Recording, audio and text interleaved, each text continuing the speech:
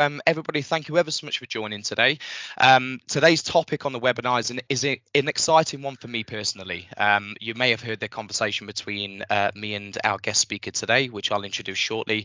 But we're very excited to kind of see the power behind ChatGPT, artificial intelligence in general, and kind of seeing how that can power our businesses, our roles, and how it can help us take us to the next level in business in the years ahead.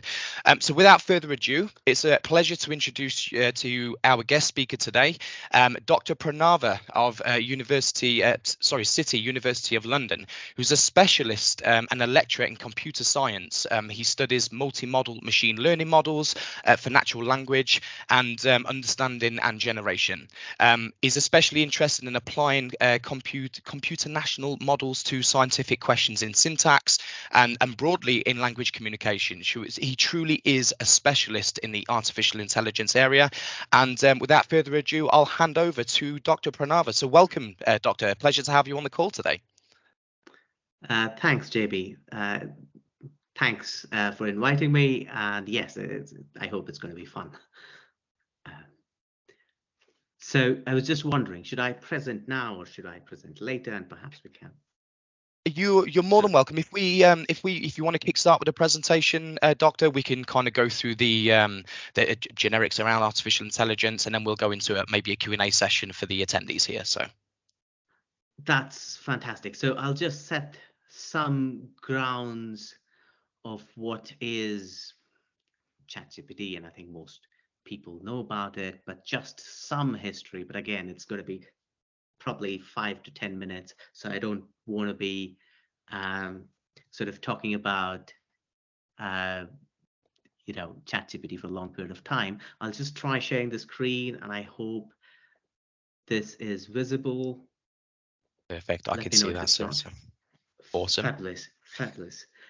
So ChatGPT and similar kinds of models sort of are the new sort of generative AI sort of demonstrations. And I think ChatGPT itself sort of is a part of conversational information seeking systems that I think the field of AI and natural language processing and information retrieval have been looking into for a long period of time. In fact, the earliest that I think that the field has been working on this is probably in 1930s. And I think the first a very great demonstration was by Joseph Weizenbaum, and he developed something called ELIZA, which was a sort of a chatbot system where the capability of the chatbot was to act like a Rogerian sort of psychologist. So it was very simple. It was based on simple sets of rules, some heuristic aid sort of things, which based itself on the keywords and just used the keywords that the user typed to sort of ask questions.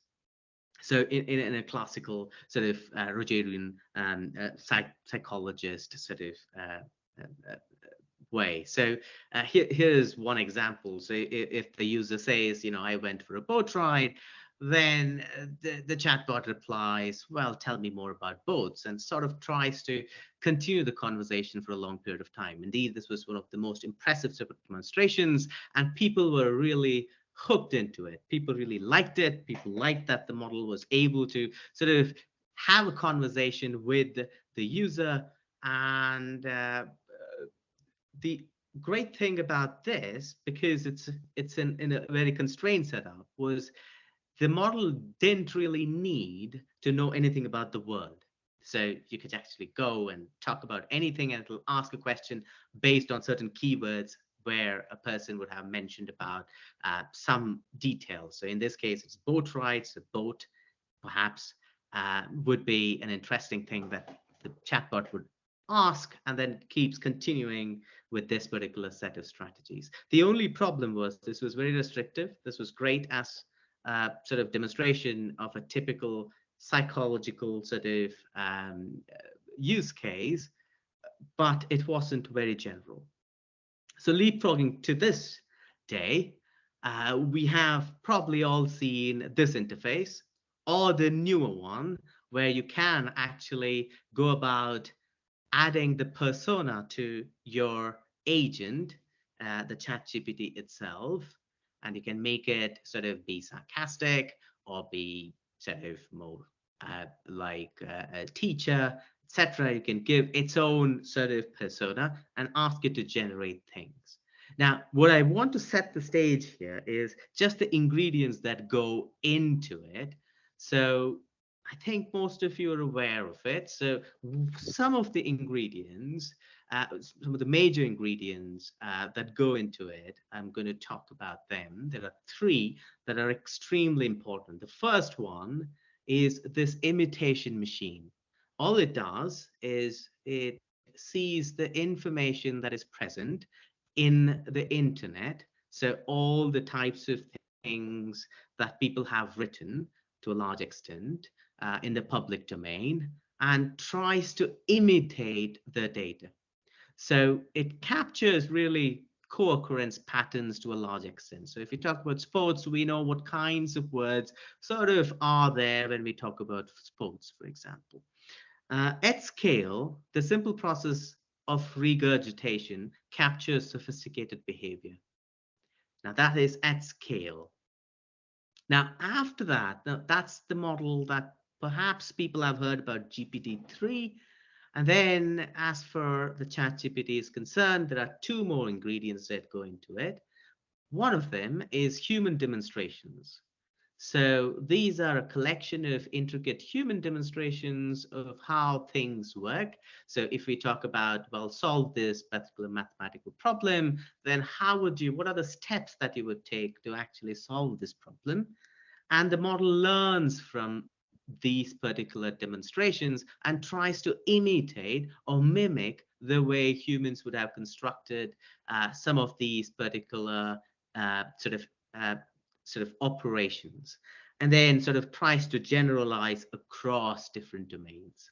The final one is really human preference learning, where humans are going to give their preferences. They choose one of these particular generations over another, and that's all they are trying to give, an information which seems to be sort of ranking. If the model generates a bunch of outputs, a human would prefer one of them to another, so perhaps the humans can give a kind of ranking, and the model learns from this particular set of collection of human preferences for a bunch of different types of demonstrations or generations by the model for different tasks. That's essentially how ChatGPT perhaps functions. Now, the opportunities are very many, as Jamie was suggesting. There's a massive explosion of potential applications that people are trying to sort of use ChatGPT and similar kinds of generative models to. So, there is some kind of a sequential output, then there's a good chance current sets of generative API or demos would generate something useful. I'm sort of basing that something useful on a very loose definition of it, but mostly you can reuse it in some way that you can make use of it for different types of tasks. And typically, as Jamie was suggesting, routine tasks, which often are templated. There's an introductory paragraph, there's a paragraph that talks about certain points but elaborates on that, etc., etc. These things can be immediately automated. And these actually models like ChatGPT, etc., generate persuasive text for a variety of use cases. At the same time, there are multiple sets of risks that perhaps we need to be aware of. Now, one of the major ones is control and flexibility, in the sense that it's not always easy to control. So you paraphrase your input, your prompt. There's a good chance that the output would be very, very different. So it may not be the same topic sometimes. So there's also this problem about reliability in terms of factuality. It suffers from consistent quality. So you may not always get the same quality every single time. There's a chance you may see that, well, it generated something before which was much better than what I'm getting now. The other problem is it's not always grounded to the real world. So it does indeed learn from whatever information that it has seen. So it tries to imitate some of the things, but unfortunately, imitation only sometimes leads to a certain threshold of the possibilities. And indeed, it generates persuasive text, which may not be the best thing always, because persuasive text has the power of spreading incorrect or invalid information. And one of the major problems that we academics or researchers or scientists have is that these kinds of models are basically in the hands of only a small sets of players. So it's only OpenAI who has access to it. We are only getting an API, so we don't really understand what goes into it, what exactly is happening, how do we control it, and other kinds of issues. And the final one, since some of the things that the company that we are talking here does is related to privacy, I think there is some amount of concerns regarding the privacy, and it can be problematic to control some of these issues. With that, I will end this very short presentation to set the sort of the grounding for this sort of chat, and let me stop sharing my screen. Fantastic, thank you, Doctor. It's to be honest with you, that's shone some kind of extra insights into AI, especially kind of the first ever AI model. I wasn't aware of ELIZA previously, so that is knowing that the AI goes back to the 60s. I think the dates were. That's absolutely phenomenal, you know, and I suppose it kind of shines some light on why we're in such a kind of a futuristic stage at the moment with ChatGPT and AI models. But again, another point that you outlined on that final slide there, Doctor, is the potential of the dark side to ChatGPT. And I'm not sure if any of the attendees here have seen, but there's been some rogue bots, should we say, in the Bing model itself, saying that it would like to become human. And this is one of the things that I wanted to ask you, Doctor, really is we all see the potential benefits of using ChatGPT, and you've rightfully outlined the potential of it giving you false or inaccurate information. But what is the darker side of ChatGPT? Because I'm sure there's some people who's joined us on the webinar today that may feel that AI could replace some, if not all, of their role, and you know how we can really use AI and not be fearful of AI, but be more welcoming and embrace what it can do for us.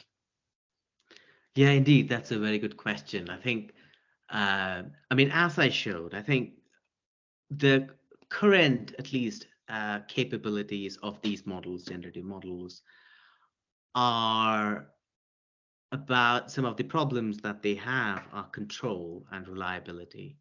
So we need some kind of or some way to actually make sure that the generation is good, uh, is factual, is correct, is not spreading any kind of information that is bad, etc. So when we think about that, because it's not always reliable, I think I'm not sure if it will completely replace us.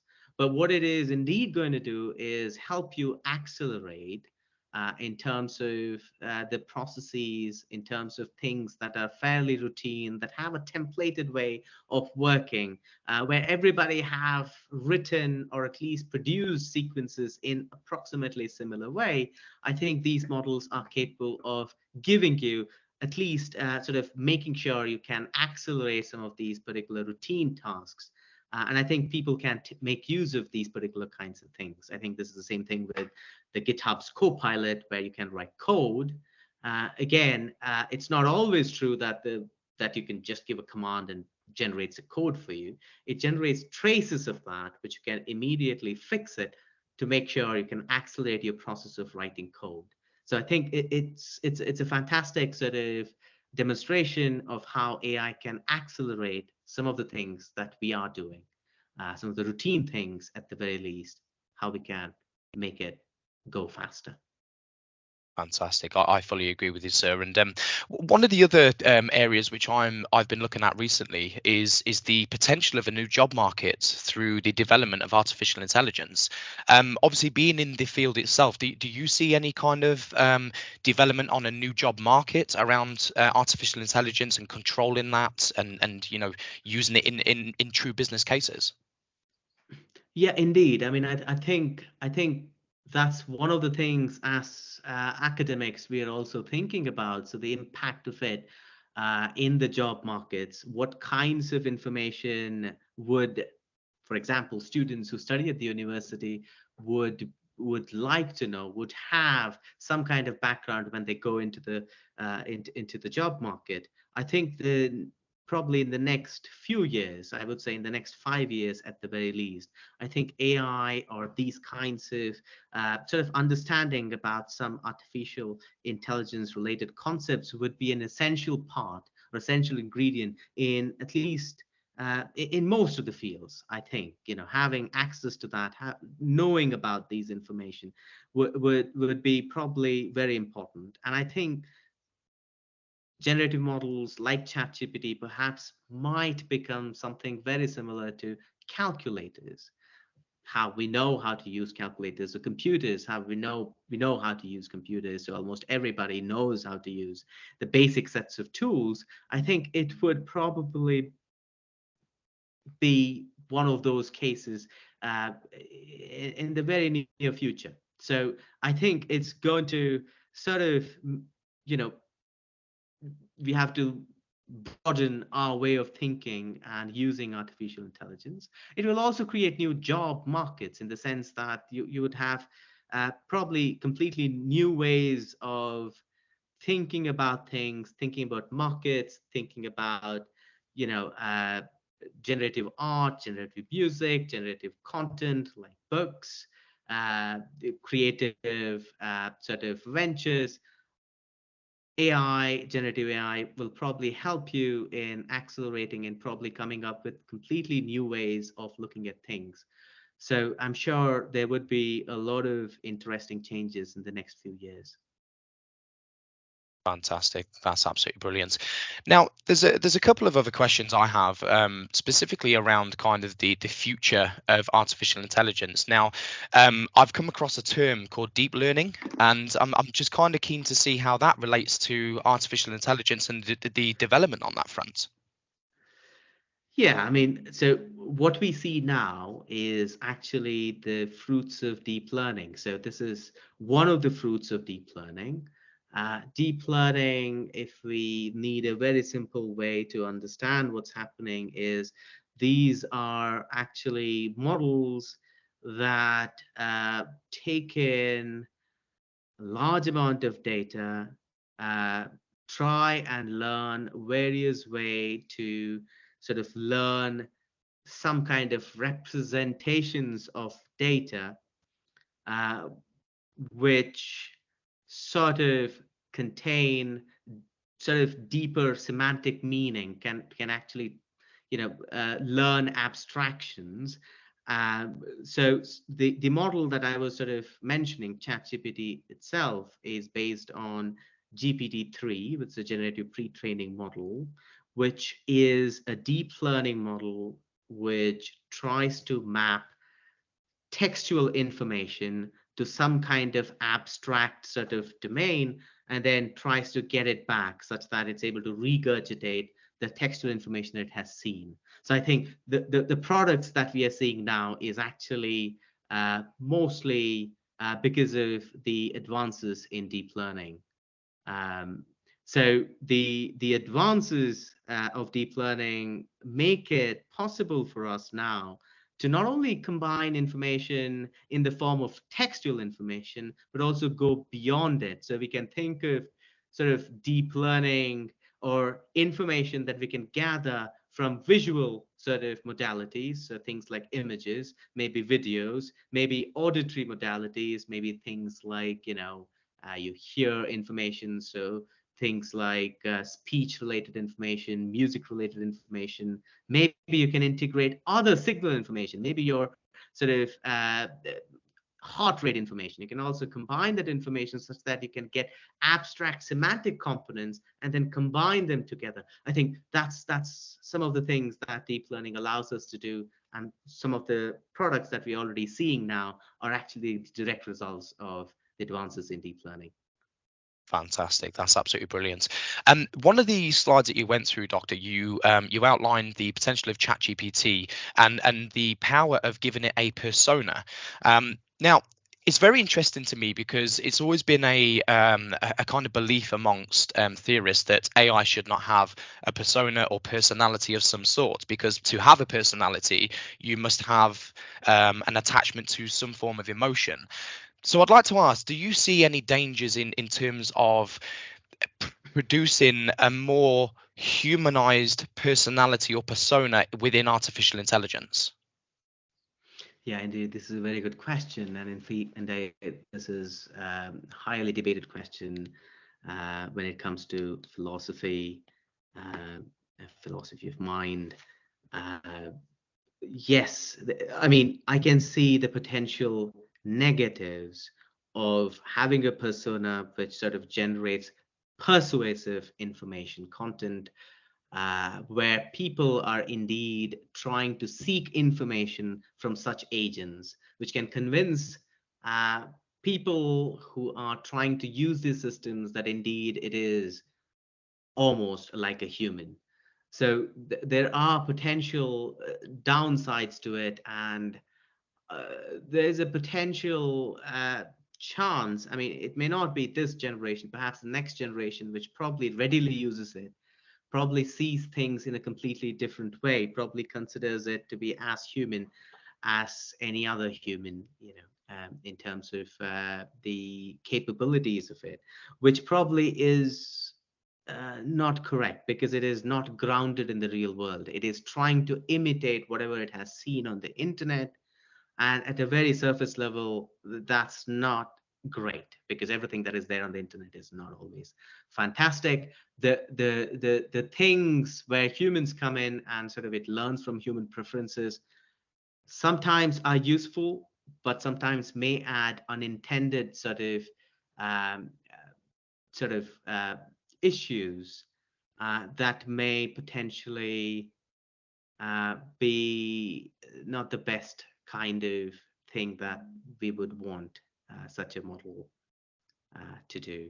So I don't know whether I'm answering your questions in the way that sort of To be honest, ought to be you answered. have Yeah. indeed. Yeah, to be honest, you have. I mean, I suppose it all comes from, we've all seen the film Terminator, and I know we're being very far-fetched here, but it does kind of, for people who's not technical, but for people who just look at AI, who are the standard users in the business, who only use computers for emails and data processing, for example, they do get scared of the power behind artificial intelligence. And I suppose we have seen some kind of real case examples of the Bing AI bot, for example. There, it wanted to be human, and it was given some responses which, what I see, was actually quite disturbing in some senses. So it's always a good question to ask, and I hope that obviously we stay in control of AI rather than the other way around. So, but we do have a Hmm. couple of questions from the audience there. So if I could just ask a couple from the audience, Doctor, that would be fantastic. Um, Sure. so we have a question here. So, are there any copyright implications with asking ChatGPT to answer a question and then using that answer in your own work? For example, presentations in the workplace. Yeah, this is a very good question. In fact, that's one of the things that I think a lot of universities and a lot of organizations are really fighting for. So I think most of us are looking at potential ways to regulate some of these contents. So we still have issues in terms of thinking about what are the restrictions to the work that we are using. So this is indeed the case when it comes to things like DALI and all these other kinds of generative models which generate just visual things. It could be pieces of art, it could be other kinds of imagery. To what extent are we really crossing that border between copyrighted work and generated work is still not clear, and there are a lot of debates going on. But I think one direction that is looking very promising is thinking about potential ways of regulating. So we need to have bodies that are looking into these issues. We need people from different facets of disciplines to sort of come in and sort of uh, you know provide their inputs into it. At this moment, it is very unclear what the implications of the generated text are. That's one of the things that I sort of pointed out in terms of privacy nightmares. It's not just about what it generates, it's also about the prompts that we are giving, the information that we are feeding it in. To what extent those information are private, it's not extremely transparent at this moment. So one of the things that we are looking at is things relating to regulation. So I think regulatory bodies probably are some of the things that potentially would be useful in that direction. Uh, Fantastic. That's superb, to be honest with you, and is a very good question to ask, because obviously the answers that's given to you is answers which has been inputted into ChatGPT previously, and you never know if that kind of answer has been copywritten somewhere along the line, and then if it's reproducing that and someone else is using it in official material, then there is a danger to that. Now we have a similar question here as well. So how can we actually protect the copyrighted created content from AI machines scraping IP from the web? So is there a way currently, apart from legislative bodies getting involved, is there any other way we can protect that creative content today? Or it's very difficult right now. We don't have a proper mechanism. There are two things. So that I can say. So there are some companies like OpenAI perhaps allows you to sort of specify which sets of things are copyright protected and which are not.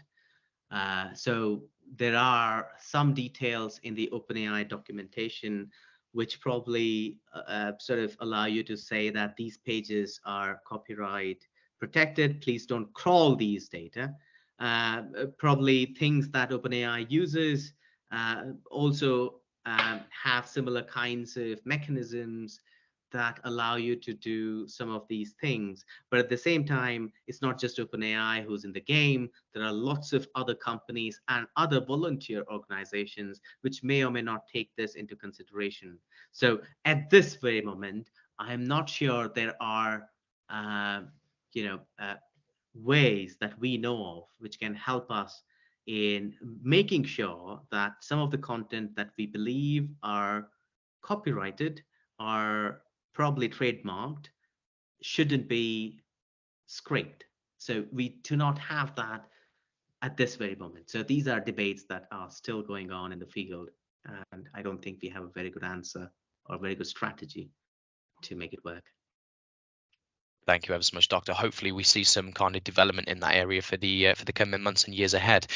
Now, we've got a couple of questions which I think you'll be very suited to answer, because it relates directly to the educational industry. So we have a question here. How would universities and schools prevent students from simply producing content based on essays they need to write, or tests that they need to complete? How are you going to stop them using AI to produce that work and automatically gain a pass, for example? Yeah, these are very good questions, and indeed, this is a very intensely, sort of discussed topic in academia. Almost all universities are thinking about this. As far as what I see, what we do in the university is basically talk or teach and sort of talk about the fundamentals, the foundations of different things or different sort of topics. Now, I don't think generative AI models or demonstrations like ChatGPT would sort of disrupt that. Um, the thing that I think as educators we need to think about is how do we assess students then? To some extent, I think this goes back to when calculators were introduced in sort of schools and universities, I think it was a similar kind of debate where people sort of were not really happy with the introduction of calculators. But then over time, it sort of was understood that calculators really, it's just a tool. So we are using the tool to sort of solve a much more sort of higher level sort of problem. Or we are using the tool to think about a more, deeper fundamental question, perhaps. So I think that's where I would imagine in the next few years people would probably see the advent of tools like ChatGPT. These perhaps are tools which allow you to write well, but not exactly, you know, sort of use it to think about more deeper level questions. So perhaps you can use them, but I don't think you would be sort of seen as a person who really is able to think about things deeply. So I think what's going to happen is we're going to change the way we assess students. And that's the thing that people are thinking about now. How do we think about assessing students? What kinds of changes do we need to bring uh, through to actually make this happen? I hope that sort of Fantastic. helps answering some of these questions. Definitely, sir. Definitely is a really good answer there, because it is a. I suppose it's difficult for you if you had one of your students producing a piece of work which has been written by AI in a certain style that you would not recognise being anything but theirs. So we have a follow-on question relation to education. So Alexander is a recent graduate and wanted to ask, how long do you think AI and robots could change the education industry and start teaching at universities or schools when professors are ill or absent? Yeah, I'm not sure that's going to happen in the very near future. The reason I say that is because teaching is not exactly just regurgitating things. Teaching involves a lot of multimodal ways of communicating concepts. You're really looking at what students have understood, you modulate yourself based on that. So I think at this moment, if you can, I mean, the way I see ChatGPT as is probably an interactive, uh, sort of a textbooky thing. It's not exactly a textbook because it's not always factual, but provides some persuasive information. But just having textbooks are not enough most often, right? So you need some other kinds of sort of pedagogical way of transferring information, motivating things, keeping things in a particular context to actually explore certain areas. So I don't think robotic sort of ChatGPT types of systems, at the very least, uh, which are only textual, are capable of replacing professors, because pedagogy is not just about regurgitating the same topic off all always. I think there is a lot of, it depends on what the cohort is, how do you modulate the information that you deliver to the cohort, how the cohort is performing. Based on that, how do you sort of modify things, and things like that. So I'm not sure if they will completely replace things. They'll be assisting things perhaps, but beyond that, I don't see a replacement happening. No, I agree there, and I suppose based on that, AI is not currently capable of adapting to each individual student's unique way of learning. So, for example, some students learn by physically watching and then reperforming a certain task. Some people learn just by reading and trying to demonstrate themselves afterwards. So I fully appreciate that, and thank you for the answer there as well. Now, there's a question that I have for you, Doctor, and it's basically based around my profession in technology. Now, what we see a lot of these days is phishing attacks. So, emails perceiving to be somebody else. Now, I'm sure we've all used ChatGPT and maybe asked it to do a funny thing of tell me a certain story in the style of Shakespeare, for example, or write me a case study in the style of a well-known public figure. And I'm sure, I suppose a case study for this is Dr. Jordan Peterson. He asked ChatGPT to write a 13th rule for his book in the style of Jordan Peterson, and he could not tell what the difference between ChatGPT writing that story and him writing it himself. Now, my question here is, what is the dangers around phishing emails being written in the style of a well-known CEO being passed down to their staff? So, for example, I mean, we may be going a little bit above and beyond here, but the CEO of Google is a well-known public figure. ChatGPT probably has some information on him, including the style of which he writes certain articles or blogs.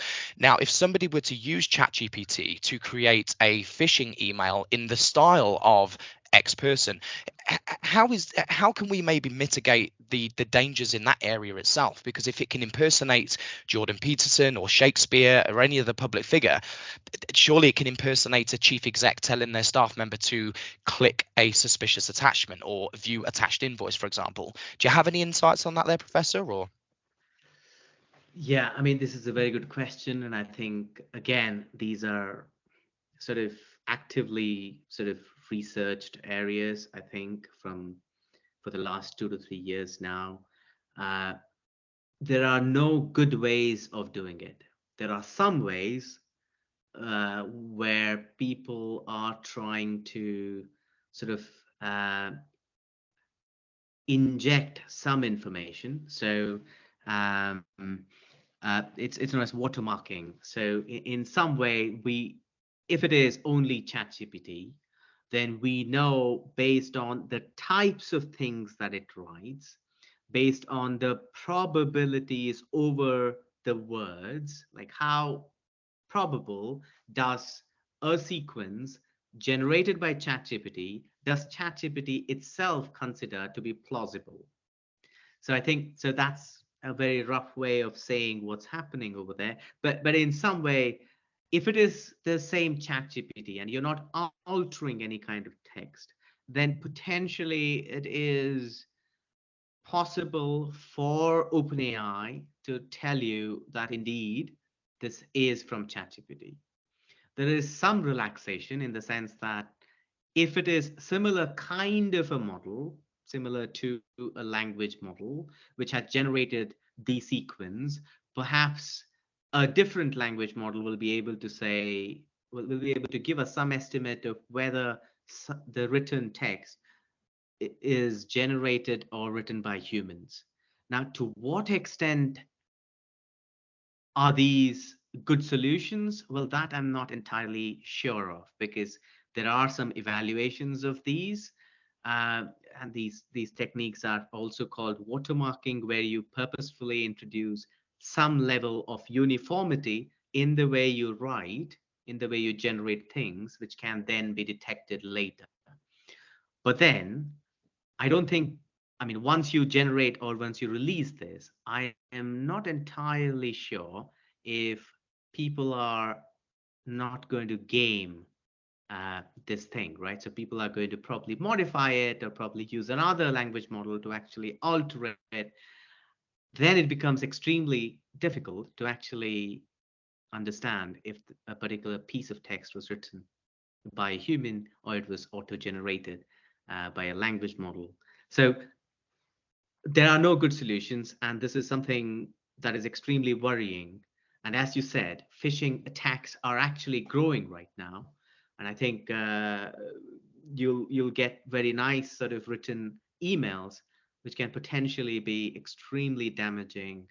Uh, and again, there are issues related to copyrights as well. As you said, I can write it in in in the way of some other person and sell it as you know uh, someone else's work, etc., etc. So these things are again very much being researched. They're at that edge, and we have no real idea of how do we operationalize some of the solutions. Um, and really, one push that is going forward in that direction is a regulation. So we really need some kind of way of regulating some of these particular things. Um, and what that would be, how that would be done, is still unclear. So I take it then them elements are still in discussion amongst academics such as yourselves, and obviously legislation bodies such as government and things like that. So, but Yes. we have a question based on that. Is there a way to currently watermark content generated by ChatGPT, or is this maybe a manual process, or is there other AI that can do that for you? No, I think ChatGPT, perhaps at least language generated by things like GPT-3, which is what ChatGPT uses, GPT 3.5. I think they have some way of watermarking. So somebody will come up with an API which will say, okay, can you give me the text, and I can tell you whether it is generated by a language model or not. So perhaps you can do that to some extent. I'm not sure to what extent DALI or generative image-based models are being watermarked, but indeed there are ways of watermarking them as well, because it depends on the information relating to the pixel densities and other kinds of values. To some extent, these can be watermarked. What I was mentioning was, imagine that a text is generated by ChatGPT, and then you have another sort of company which comes up with its own language model. So you pass this language to another language model, and then you paraphrase it in very in a particular way, such that you remove some of the very obvious things, or you introduce some, you know, typographical errors, or etc., etc. So in those ways, you can break some of these watermarking, making it difficult for models which detect if a content is generated by, things like ChatGPT or language models or not, or by humans. It would be very difficult to do that. So I think it's still very difficult right now to say how much are these useful. There are ways of doing it, but I'm not sure if they are very useful at this very moment. Fantastic. Thank you ever so much there, Doctor. And so we have no more further questions from the audience at the moment. I will encourage anybody, if you have any questions on your mind, please post them in the chat. We are reaching the end of the webinar now. I do have one final question from myself there, Doctor. So we've seen some huge developments in this space kind of over the last 3 to 5 years specifically, going from the general AI model that you see with Siri, Cortana, as you mentioned earlier. Do you see any additional major developments in the next 3 to 5 years ahead? Do you have a vision on kind of where we may be seeing the development in that area, and what other additional tools may come with the use of AI? Yeah, that's a very, very good question. I mean, we're already seeing things where people are trying to integrate these kinds of generative AI-based models to text, where it's not just giving you some kind of information that it has seen before, but really active information. So new kinds of stories that are being developed, it sort of takes that and then somehow gives you a sort of summarized information, or at least information that people can immediately consume. I think beyond that, I think, as I was probably mentioning before, I think the integration of multiple modalities, in the sense of visual modality, in the sense of auditory modality, etc., etc. Perhaps that is a very uh, uh, actively researched area right now. So people are trying to see if we can combine multiple modalities, thereby giving some of these models some additional groundings. So when I say a ball, I do know that a ball looks like something and does something. It sort of moves. It moves in the air. It moves in the air in a particular way. It's spherical, or probably it's round in shape, etc. So things like these are, so integrating all these capacities to make a unified model is something that is being actively researched. Beyond that, I think the application of these models in domains that go beyond languages. So things like, if we talk about biology, so we talk about genes, we want to talk about protein folding. Can we use language models to sort of learn new ways of folding proteins? Or drug discovery, can we learn new drugs that have a particular type of property, that can be efficient, that can have certain kinds of efficacies, etc., etc. So I think that's one of the areas that I think where there is a lot of interest and people are really looking at expanding similar kinds of technologies and tools over there. I think those are some of my top three picks of things that are going to happen the next few years. I think in the next 2 to 3 years, I think we'll see a lot of new ways of looking at these things. Fantastic. So it seems to me, though, there are numerous possibilities for the years ahead, but then to also rival them possibilities, there's numerous dangers that we also need to consider around the use of ChatGPT and other similar language models, especially around business and copywriting, for example. So Indeed. yeah, that's absolutely fantastic, Dr. Pranava. It's been an absolute wonderful time to have you on the webinar today. I've learned a lot myself. To all those who's attended the webinar, we will be wrapping this up now. So thank you everybody who's attended the webinar today. I hope you have found this as useful as what I have. I've learned a lot from Dr. Pranava. I'm hoping we haven't seen the last of Dr. Pranava as well. Hopefully we'll be able to get him on another webinar in the future. So please do look out for the next webinar being posted. But thank you ever so much for everyone joining today. It's absolute pleasure presenting to you. And again, thank you, Dr. Pranava, for being our guest speaker today. It's an absolute pleasure learning from you and meeting you, sir. And it'll be an absolute pleasure to get you on one of the next webinars as well. So, Thanks, Jamie. Thanks, Andrew. Thank you all. Cheers. Have a great day. and you, sir, take care. Thank you all. See you next time. Bye.